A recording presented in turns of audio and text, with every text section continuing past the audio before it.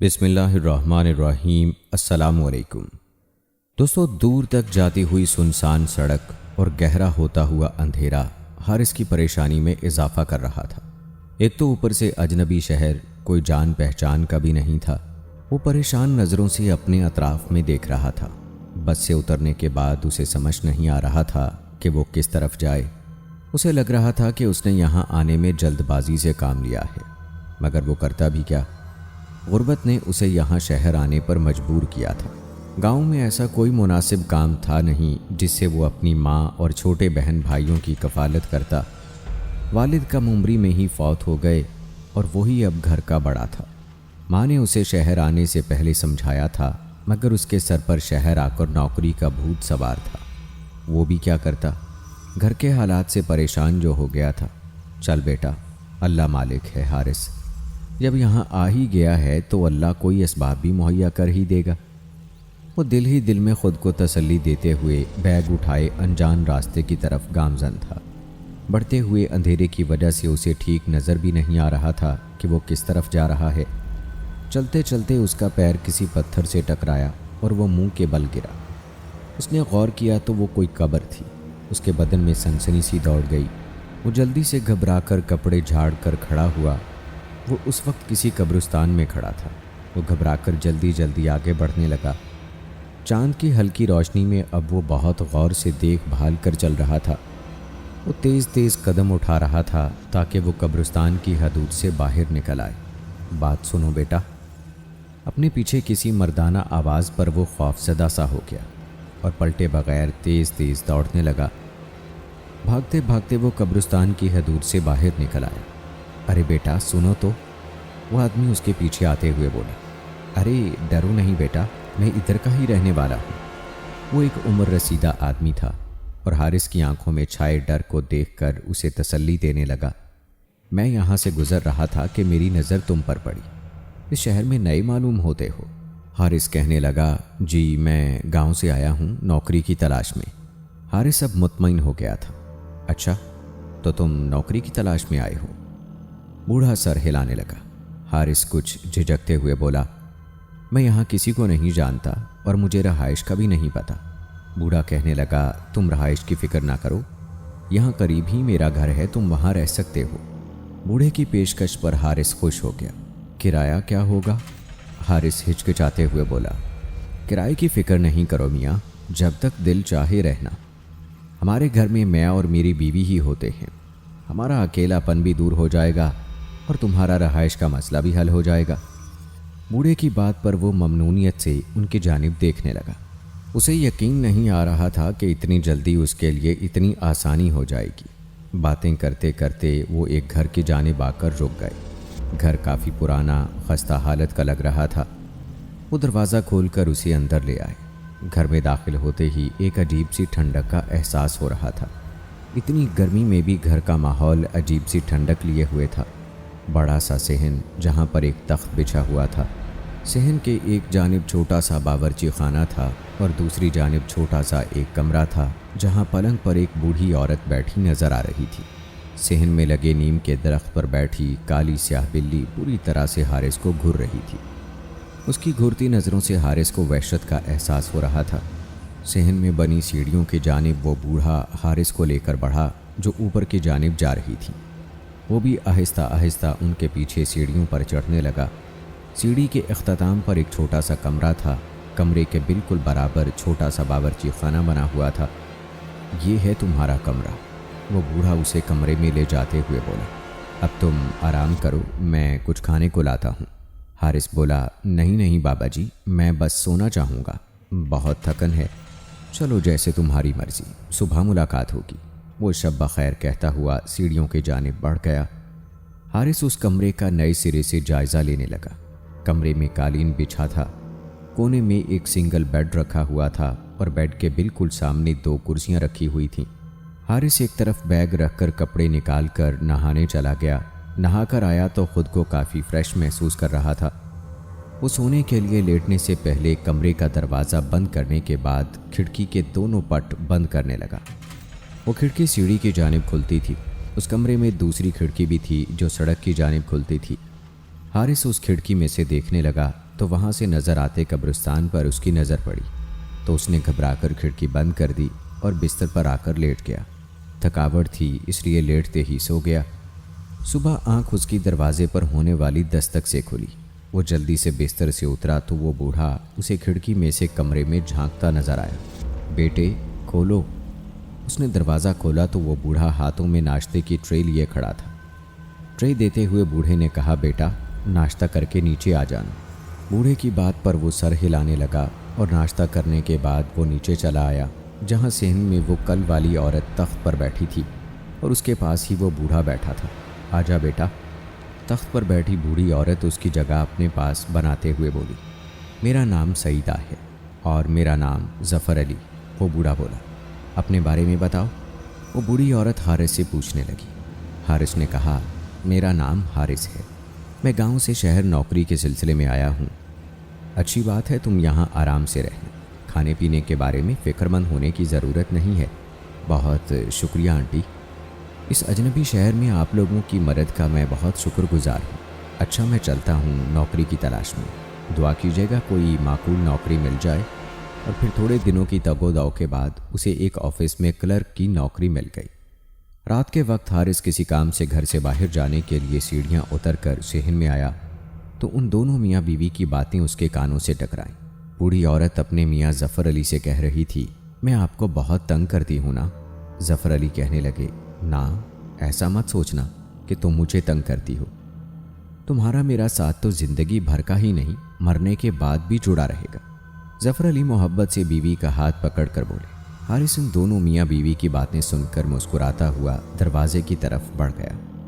ज़फ़र अली ने जब उसे जाते देखा तो बोले, कहाँ जा रहे हो बेटा? जी बाज़ार जा रहा हूँ, कुछ काम है? ज़फ़र अली बोले, हारिस बेटा वक्त देखो, इतनी रात को जाना ठीक नहीं, शहर के हालात भी ठीक नहीं। ऐसा करो कल सुबह चले जाना, अभी तुम्हें दरवाज़ा खोलने की इजाज़त नहीं दूंगा। उनके इस तरह कहने पर हारिस चुपचाप वापस ऊपर सीढ़ियाँ चढ़कर अपने कमरे में आ गया। अच्छी मुसीबत है भाई, रात के 9 बज रहे हैं, कौन सी आधी रात हो गई है जो मैं बाहर नहीं जा सकता। मगरिब के बाद कहीं ना जाओ, कहीं डाकू ना आ जाएं। ऐसा लगता है जैसे डाकू तो इनके घर आने को ताक में बैठे हैं। वो जलता भुनता बिस्तर पर आकर लेट गया।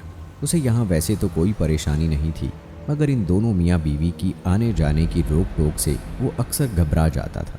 बिस्तर पर पड़े पड़े वो बेजार हो गया तो उठकर सड़क की तरफ खुलने वाली खिड़की खोलकर खड़ा हो गया। काफ़ी सुनसान इलाका था, आबादी भी ज़्यादा नहीं थी। वो सोचने लगा, बेचारे मियाँ बीवी भी गलत नहीं, अकेले होते हैं ना, इनका डरना कुछ गलत भी नहीं है। बाहर उसे कब्रिस्तान नज़र आ रहा था। अचानक उसने देखा कि 2 लड़कियां कब्रिस्तान में से गुजर रही थीं। गुजरते गुजरते वो रास्ते में ही रुक गए। उन्होंने हारिस की तरफ मुड़कर देखा और फिर हाथ हिलाने लगी। उन लड़कियों की इस हरकत पर हारिस घबरा गया। इतनी रात को ये 2 लड़कियां कौन हैं? उसने घबराकर खिड़की बंद कर दी। कमरे का दरवाज़ा खोलकर वो नीचे झांकने लगा। सहन में अब कोई भी नहीं था। वो दबे कदमों सीढ़ी उतरकर नीचे आ गया और आहिस्तगी से दरवाजे की जानिब बढ़ने लगा। फिर पलटकर यकीन दहानी के लिए देखने लगा। दोनों बूढ़े मियाँ बीवी अपने कमरे में सो गए थे। अभी वो दरवाज़ा खोलने ही वाला था कि अचानक से सहन में लगे नीम के दरख्त पर बैठी बिल्ली गुर्राती हुई हारिस पर हमला कर गई। हारिस इस अचानक हमले के लिए तैयार ना था। वो एकदम सटपटा सा गया। वो काली स्याह बिल्ली हारिस को बुरी तरह से घूर रही थी। हारिस घबराकर फिर ऊपर की तरफ भागा तो पीछे से किसी औरत के कहकहे की आवाज़ पर वो बदहवास हो गया, जैसे उसके इरादे को नाकाम बनाने पर कोई हंस रहा हो। वो दरवाज़ा बंद करके बुरी तरह हाँफने लगा। उसे खौफ महसूस हो रहा था। रात भर जागते गुजरी। फजर के वक्त जाकर उसकी आंख लगी। दूसरे दिन ऑफिस से वापसी पर घर आते हुए उसे अपने पीछे आती निस्वानी आवाज़ आई तो वो पलट कर देखने लगा। वही 2 लड़कियां खड़ी थीं जो रात को उसने देखी थीं। वो बेतकल्लुफ़ी से पूछने लगीं, कैसे हैं आप? हमने रात आपको हाथ हिलाया था, मगर आपने तो ऐसे डर के खिड़की बंद कर दी जैसे हाथ ना हिलाया हो बल्कि कोई गोली मार दी हो। दूसरी लड़की शरारत से बोली। इनकी इस बात पर वो शर्मिंदा सा हो गया। लड़की ने कहा, मेरा नाम आयमा है और ये मेरी दोस्त सहरिश है। वो शौक सी लड़की मुस्कुराते हुए बोली, हम यहीं आगे रहते हैं। हारिस ने कहा, आपसे मिलकर बहुत खुशी हुई। अब अक्सर ऑफिस से आते जाते उसकी उन दोनों लड़कियों से मुलाकात होने लगी। जिस वक्त हारिस ऑफिस से वापस आता तो वो कहीं से पढ़कर वापस आ रही होती। उन्होंने तो यही बताया था कि वो दोनों करीब में कहीं पढ़ने जाती हैं। हारिस को वो शोख और चंचल सी लड़की आयमा अच्छी लगने लगी थी और दोनों एक दूसरे को आंखों ही आंखों में पसंद करने लगे और फिर आहिस्ता आहिस्ता एक दूसरे के करीब आ गए। अब वो घर की तरफ से भी मुतमईन था, नौकरी भी लग गई थी और पाबंदी से वो मनी ऑर्डर घर भेजता था। घर में सभी उसकी नौकरी से खुश थे क्योंकि घर के हालात अब बेहतर होने लगे थे। एक शाम आयमा ने उससे रात मिलने की फरमाइश की। हारिस कहने लगा, तुम मेरे मालिक मकान ज़फ़र अली को नहीं जानती? शाम के वक्त वो मुझे घर से बाहर नहीं निकलने देते और मेरी चौकीदारी के लिए एक बिल्ली भी वहाँ पर मौजूद है। वो बिल्ली वाला वाक़या सुनाने लगा, जिसको सुनकर साथ खड़ी उसकी दोस्त सहरिश ज़ोर से हंसती। उसके हंसने पे वो मुंह बनाने लगा। अच्छा, मैं कोशिश करूँगा। वो मिलने की हामी भरते हुए घर चला आया और रात जब ज़फ़र अली खाना लेकर ऊपर आए तो वो सोता बन गया। कुछ देर बाद वो नीचे झांक कर सेहन में देखने लगा कि कोई है तो नहीं। जब उसे इत्मीनान हो गया तो वो नीचे चला आया। ये दोनों बूढ़े मियाँ बीवी अपने कमरे में सोने के लिए जा चुके थे।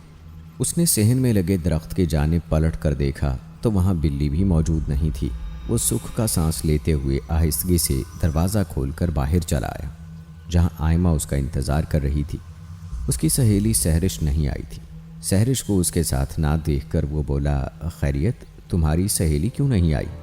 आयमा कहने लगी, वो कह रही थी कि मैं कबाब में हड्डी बनकर क्या करूँगी, तुम जाओ। इस पर वो हंसकर गौर से उसे देखने लगा। आयमा वाकई बहुत हसीन थी। चलो आओ उधर चलते हैं। आयमा उसको सामने बने कब्रिस्तान की तरफ ले आई। इतनी रात में कब्रिस्तान जाते हुए वो डर रहा था। आयमा कहने लगी, डरो नहीं, इस कब्रिस्तान के आगे एक छोटा सा बागीचा है। वो पहली बार उस तरफ आया था। आयमा उसे अपने बारे में कुछ बताने लगी कि वो और सहरिश दोनों सहेलियां हैं और दूसरे शहर से पढ़ाई की गरज से यहाँ आई हैं। बातों में वक्त का पता ही नहीं चला। हारिस की निगाह अपने रिस्ट वॉच पर पड़ी जो 2 बजा रही थी। उफ, आधी रात हो गई है। वो घबरा के खड़ा हो गया। चलो, सहरिश भी परेशान हो रही होगी। आयमा भी उसके साथ खड़ी हो गई। दोनों बातें करते वहाँ से निकल आए। कब्रिस्तान में खड़ा गोरकन घूरती नज़रों से हारिस को देखने लगा। उसकी नज़रों से गायब होता हारिस आयमा को खुदा हाफिज कहकर घर वापस आ गया। घर में दाखिल होते ही उसकी निगाह दरख्त पर बैठी बिल्ली पर पड़ी जो उसी को घूर रही थी। इतने में अचानक उसे बूढ़ी औरत आंटी सईदा की आवाज़ आई। अरे आ गए, तुम्हें मना भी किया है कि इतनी रात गए देर घर से बाहर मत रहा करो, पर तुम सुनते ही नहीं हो। उफ, ये जाग रही हैं। वो सर पकड़ कर बैठ गया। चोर, अब आ गए हो तो खाना खा लो। तुमने रात को भी खाना नहीं खाया था, तख्त पर रखा है। सईदा आंटी की आवाज़ पर हारिस शर्मिंदा होते हुए तख्त पर रखी खाने की ट्रे की तरफ बढ़ गया और वहीं बैठकर खाने लगा। कितनी मोहब्बत करते हैं ये दोनों मियाँ बीवी मुझसे। कहने लगा, सॉरी आंटी, अब आपको शिकायत का मौका नहीं दूंगा। खाना बहुत ही मज़े का था। अल्फाज उसके मुंह में ही रह गए क्योंकि वहाँ पर कोई भी नहीं था। वो खाना खाते हुए आंटी का शुक्रिया अदा कर रहा था, मगर वो तो कब की जा चुकी थी। वो खौफजदा नज़रों से आंटी सईदा के कमरे की तरफ देखने लगा। वो तो बिस्तर पर पड़ी सो रही थी। ये क्या हो रहा है मेरे साथ? वो खाना खाकर फिर बोझल कदमों से ऊपर चला आया। दूसरे दिन छुट्टी थी, वो भी नीचे आया। दोनों बूढ़े मियाँ बीवी सेहन में तख्त पर बैठे थे। वो उनके पास चला आया और उनसे बातें करने लगा। फिर हारिस ने पूछा, अंकल आंटी, आप दोनों की शादी को कितने साल हो गए हैं? वो कहने लगे, 50 साल हो गए हैं। फिर आंटी ने बताया कि वो 50 साल पहले ब्याह कर इसी घर में आई थी। औलाद की उन्हें बड़ी ख्वाहिश थी, बड़ी दुआएं करती थी, मगर औलाद नहीं हुई। वो माजी को सोचते हुए आबदीदा हो गई। मेरे तो यही बच्चे हैं। वो दरख्त के पास बैठी हुई बिल्लियों की जानिब मोहब्बत से इशारा करते हुए बोली। हारिस पूछने लगा, आंटी, क्या आपको बिल्लियाँ बहुत पसंद हैं? वो मुख्तसर सा जवाब देकर चुप हो गई। हाँ, बहुत पसंद हैं। वो दरख्त के पास बैठी आराम करती बिल्लियों की जानिब देखने लगा।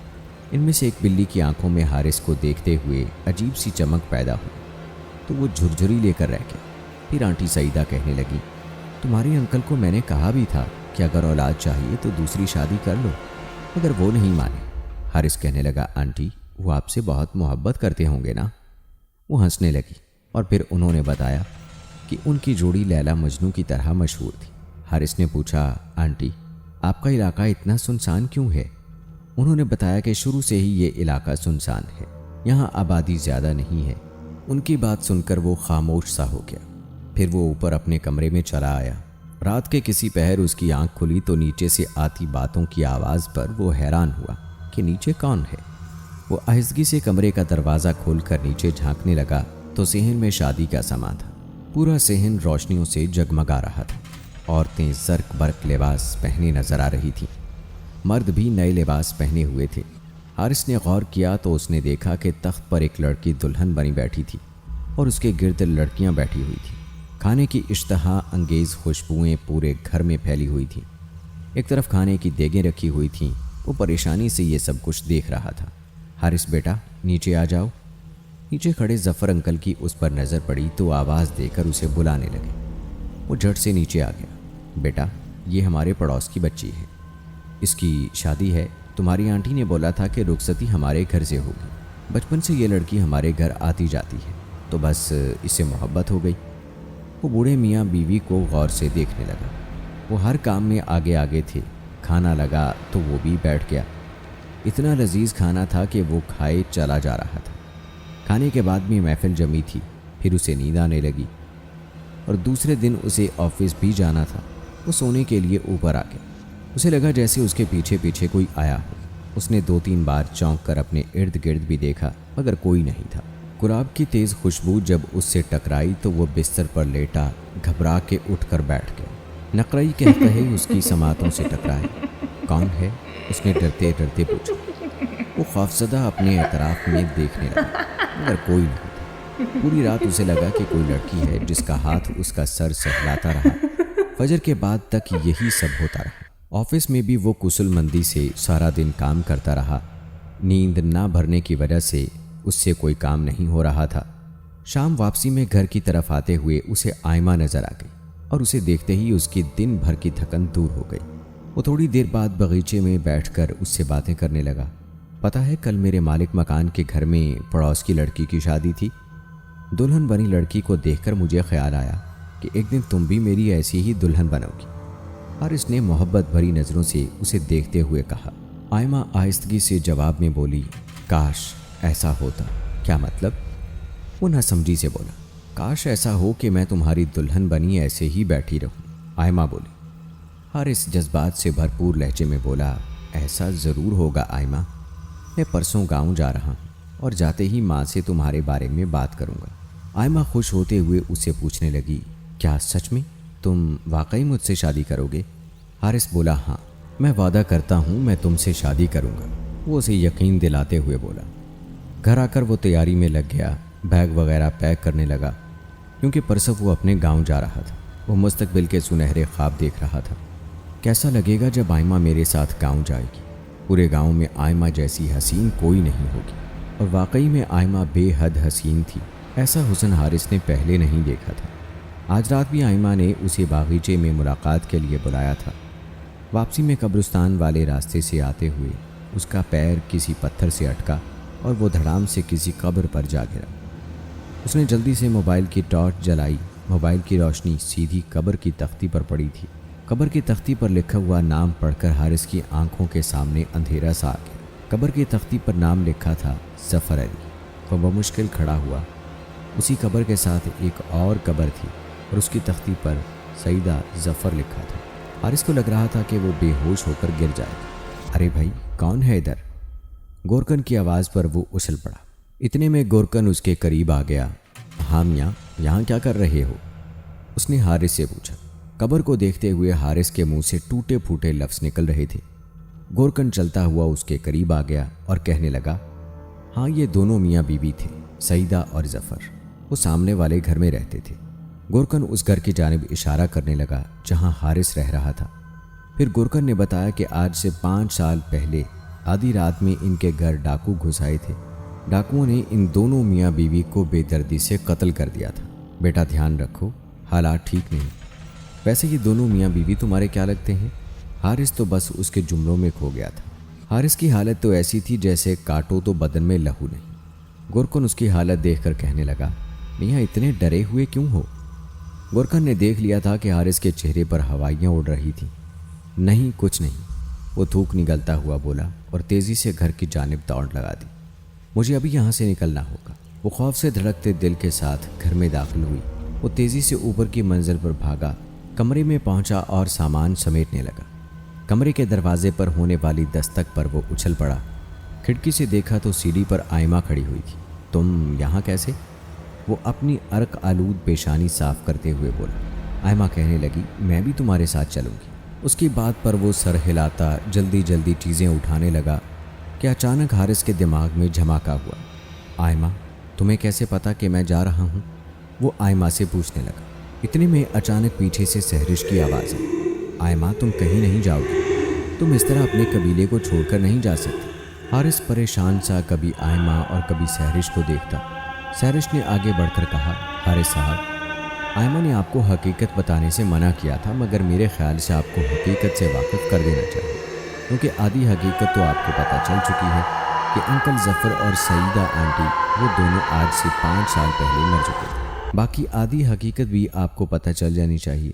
آئمہ اسے روکنے لگی، مگر اس کے باوجود سہرش کہنے لگی، ہم دونوں انسان نہیں بلکہ ہمارا تعلق جنات کے قبیلے سے ہے، اور صحن میں لگے نیم کے درخت پر وہ عرصہ دراز سے اپنے آباء و اجداد کے ساتھ رہتی چلی آ رہی ہیں۔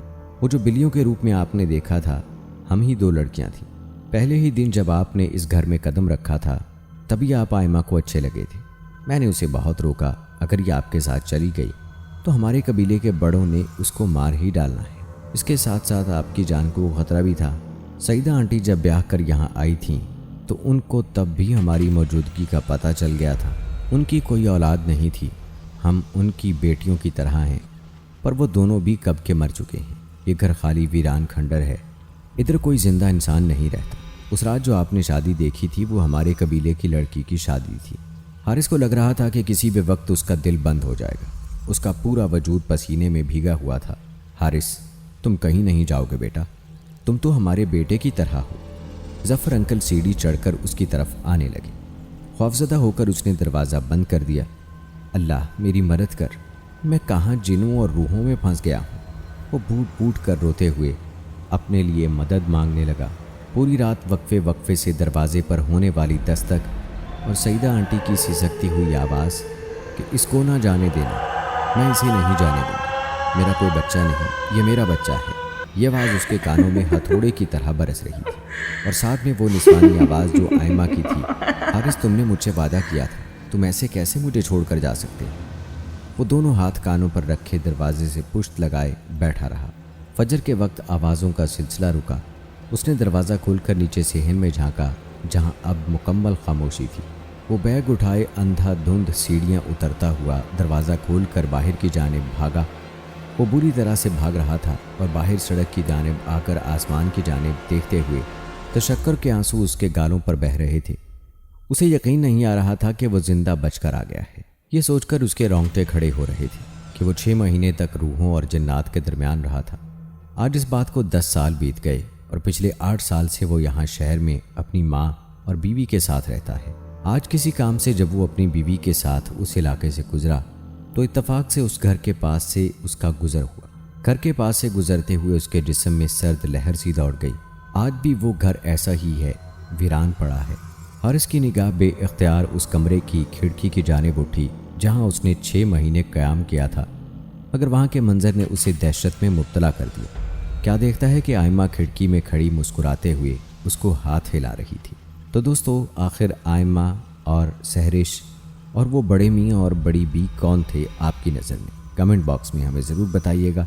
آج کی ویڈیو کیسی لگی اس حوالے سے بھی اپنی رائے کا اظہار ضرور دیجیے گا۔